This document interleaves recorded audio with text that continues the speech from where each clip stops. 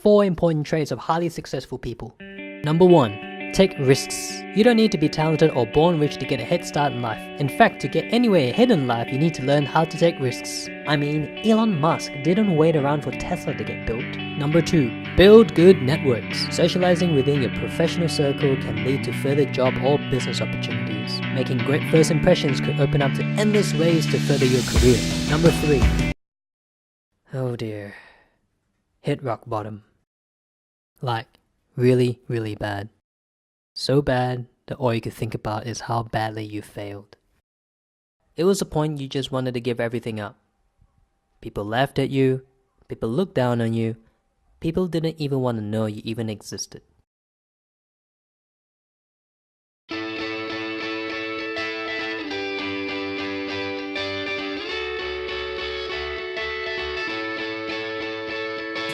You're just about to start your first day as a broker at a well-known company. You prepare for this job by watching a whole season of Suits, forgetting the fact that you're not actually a lawyer. But you try to act like a lawyer, so you put your chest up like a lawyer. You even admit to yourself, this is really unnatural. And if you stay in the office the latest, you should be counting money with your toes in no time. That night, your best friend calls you to hang out. Instead, you make up an excuse by telling him you're too busy. So you politely decline and hang up. You don't have much money, and it's kinda embarrassing. To make matters worse, you don't actually have any clients to work on.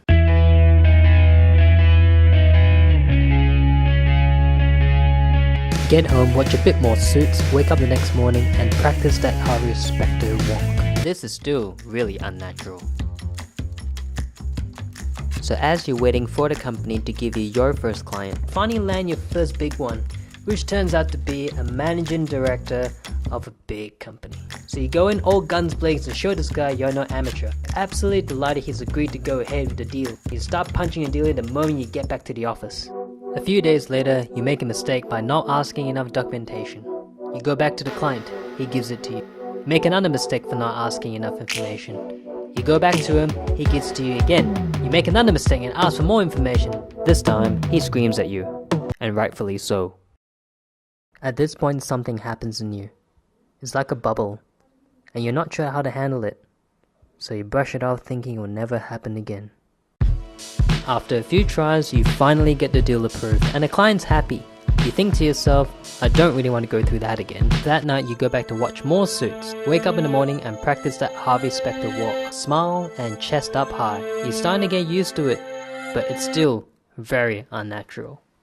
Fast forward some time, you've settled dozens of deals, but not enough to make a decent living, and you're considering getting another job. Your friend keeps asking you out for drinks, but you politely decline by saying you're too busy, but really you can't afford it. When you're in need of help in the office, Fred, Larry and April are always good for giving tips. And there is Joseph, giving unwanted opinions when it's never wanted. And one day you're at a point where you don't know how you're going to pay next month's rent. Your car payments are eating up your savings. You and your girlfriend just broke up. You just got your first deal declined. Now the last thing you need is Joseph telling you you're a piece of shit. And you come into the office with your cheap fancy suit, pretending you're smart, but really you know shit all. This is the worst feeling ever. Getting embarrassed in front of the whole office. And then you feel that bubble again. You've had it a couple of times now, but this time, it's burning. It's unbearable. It's killing you. So what do? You put your head down in disgust, go home, try to watch Suits to feel better, but it's not working anymore. You don't feel the same buzz like you used to. You shrivel up like a baby, knowing you're alone and no one to talk to.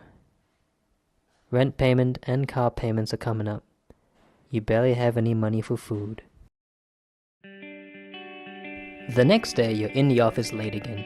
You pretend to be doing work, but really you're out looking for a new job that is safer and hopefully better paying. Next thing you know, you're in the interview room with a very interesting recruiter.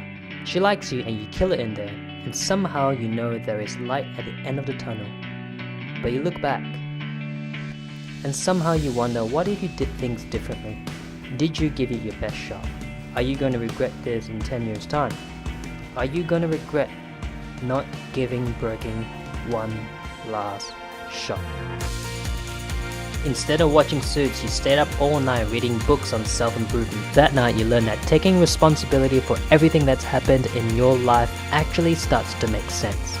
You go to work the next day and you decide to be more productive. You make more calls, get longer appointments at night. You also start to feel fond of helping others. You get the odd client telling you off, and you start to feel that bubble inside of you again. But this time, and every other time, you learn to overcome it. Months go by and you're starting to see results. Rent and car payments are easily made. Then one morning in the office, Joseph tells you off for disrespecting the company by not wearing a tie. Fucking hate that guy. That week, you made twice the amount of calls, twice the amount of appointments, and twice the amount of applications you normally would. Within a few years, you start winning some awards, you leave the company on good terms to join another because you felt the time was right. One Friday night, you're still finishing off work so you don't have to do it over the weekend. You then remember to call this girl for a date. That moment, you stop and think how far you've come over the last few years. Those awards you've won, getting your chest up so high, and those very late nights, and Joseph. But it's all in the past now, and you wish him well. But you're especially glad giving his career one last shot, even though everything at one point was falling apart. Perhaps wishing someone was there to save you. But really, all you need to do is make things work for yourself. Because no one is there to save you. You can only save yourself. And when the next problem happens, you deal with it.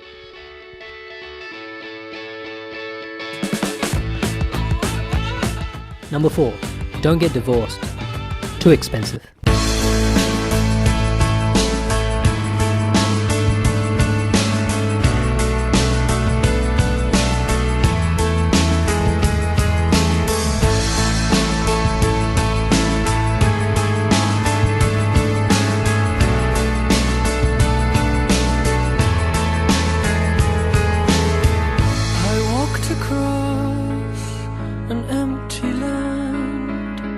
I knew the pathway like the back of my hand. I felt the earth beneath my feet, sat by the river.